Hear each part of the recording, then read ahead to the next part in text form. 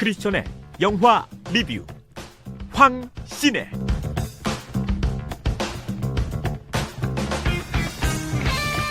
크리스천의 눈으로 영화를 분석하는 시네마 리뷰 황신혜입니다. 매주 한 편의 영화를 소개해드리고 영화 속 메시지를 기독교적 관점에서 해석하는 시간인데요. 영화 리뷰라는 특성상 스포일러가 있을 수 있고요. 저희가 직접 영화의 장면을 재현하기 때문에 원작이 왜곡될 수도 있다는 점 미리 알려드립니다. 그럼 황신혜에서 매주 함께 하시는 분들입니다. 원주 흥업감리교회 황진문 목사님, 그리고 원주제일감리교회 박현설 전도사님 모셨습니다. 어서 오세요. 안녕하세요. 네, 오늘 행복가족분들을 위해 준비한 영화 퀴즈 먼저 알려주시죠. 소원을 이루어주는 방에서 주인공이 구하지 않은 것은 무엇일까요? 1번 돈, 2번 그림, 3번 자동차. 네, 정답은 지금부터 들어주시면 누구나 맞히실 수 있고요. 100원의 유료 문자 샵 9370, 그리고 카톡 채널 강원 CBS, CBS 레인보우 어플 채팅창으로 정답 보내주세요. 한 분 뽑아서 좋은 재료를 사용하는 춘천 디저트 맛집 병관인의 과자점에서 마카롱 세트를 선물로 보내드립니다. 오늘 영화는 뭐죠, 목사님? 오늘 함께할 영화는 2019년에 개봉한 프랑스 영화 더 룸입니다.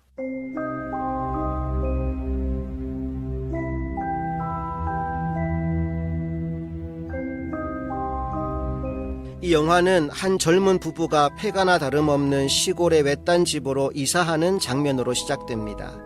남편은 화가요, 아내는 번역가로 일을 했지만 둘 다 그 분야에서 크게 성공은 하지 못합니다. 또 아기를 가져보려고 여러 번 시도했지만 이조차 뜻대로 되지 않았지요. 그러던 차에 시골에 싸게 나온 집이 있어서 그 집을 사게 된 것입니다. 이제 이삿짐을 정리하기 위해 집 이곳저곳을 둘러보던 중 남편이 이상한 방 하나를 발견합니다. 그 방이 어떤 방이었느냐? 바로 무엇이든지 내 입으로 소원을 말하면 현실로 나타나는 그런 방이었습니다. 이건 다 어디서 났어? 여보, 반고 진품이야. 1889년작 에이, 사가 정물 폴 세잔 작품. 맷, 지금 취했어? 모르지? 여보, 뭐가 제일 갖고 싶어? 그런 거 없는데. 괜찮은 직업? 아니 물건이어야 해. 뭐라도 있겠지? 아무거나 날 봐서 말해봐. $1000 갖고 싶다. 그 생각을 못했네. 그래 어디 있냐?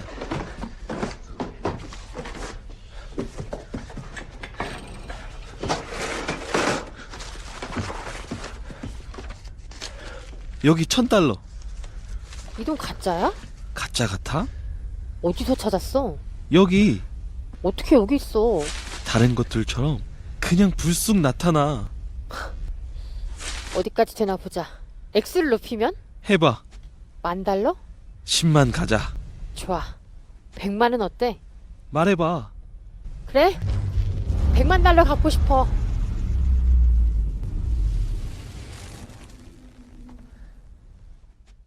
만약 두 분이 이런 방에 들어간다면 여러분은 무엇을 달라고 요청하실 건가요?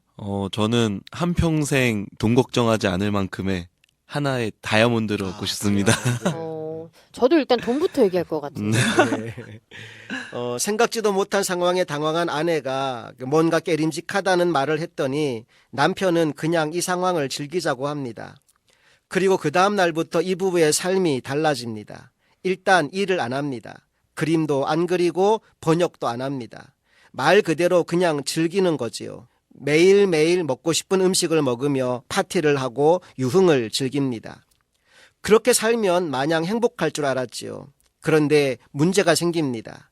처음에는 그저 달콤하고 좋기만 했는데 시간이 가면 갈수록 두 사람의 삶이 피폐해져 가는 겁니다. 이제는 거의 폐인처럼 되어버리죠. 이래서 돈이 많아도 일을 해야 되나 봐요. 참 아이러니하지요. 돈이 많아지면 행복할 것 같은데, 내가 원하는 대로 다 이루어지면 더할 나위 없이 좋을 것 같은데 현실은 그렇지 않더라는 겁니다. 아마도 복권에 당첨된 사람들 중에 그 이후가 불행해진 케이스가 많은 것도 이런 까닭이 아닐까 생각이 듭니다. 시간이 갈수록 삶의 의미를 잃어가는 무기력해진 아내를 보며 남편은 한 가지 제안을 합니다. 다시 아기를 가지도록 노력해 보자는 거지요. 그러게요. 이제 돈도 많으니까 양육비도 걱정 없고 아기가 있으면 삶이 달라지지 않을까요? 그런데 그 아기를 가지는 과정이 너무나 힘들었기 때문에 아내는 남편의 제안을 거부합니다. 하지만 또 한편 남편의 이야기를 듣고 나니까 아기를 갖고 싶다는 생각도 들었습니다. 그래서 이 아내가 위험한 선택을 합니다. 마법의 방에 들어가서 아기를 달라고 요구한 것이지요. 케이트 어딨어? 케이트!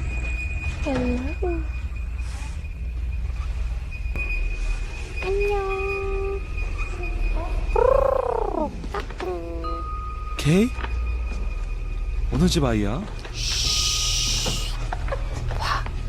아들이야. 이게 도대체 무슨 짓이야?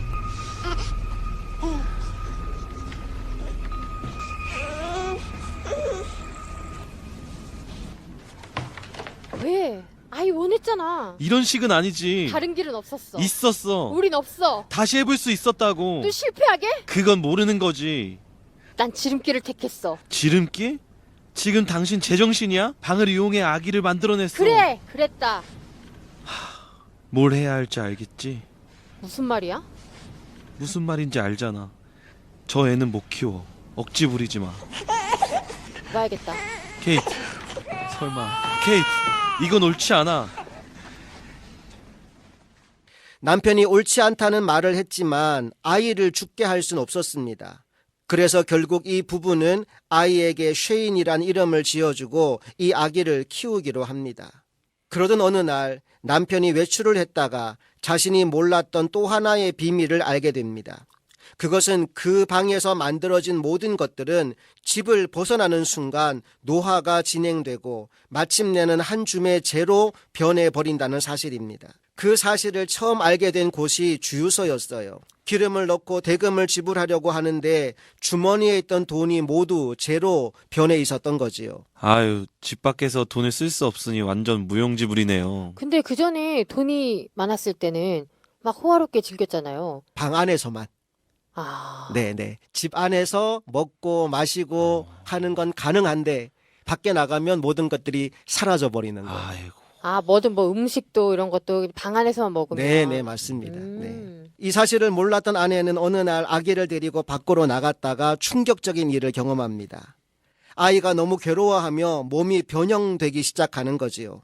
어쩔 줄 몰라 비명을 지르며 급하게 집으로 안고 들어왔는데 아이가 달라져 있었어요.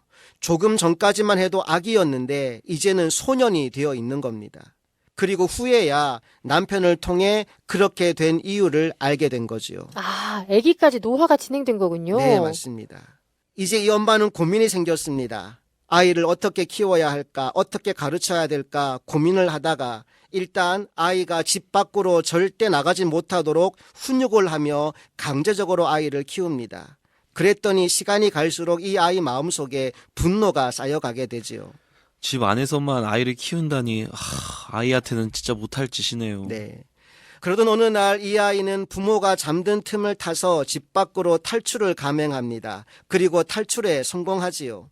하지만 탈출의 기쁨도 잠시 온몸이 타들어가는 고통을 느끼며 다시 집 안으로 뛰어 들어왔는데 이제 소녀는 청년의 모습으로 바뀌어 있었습니다.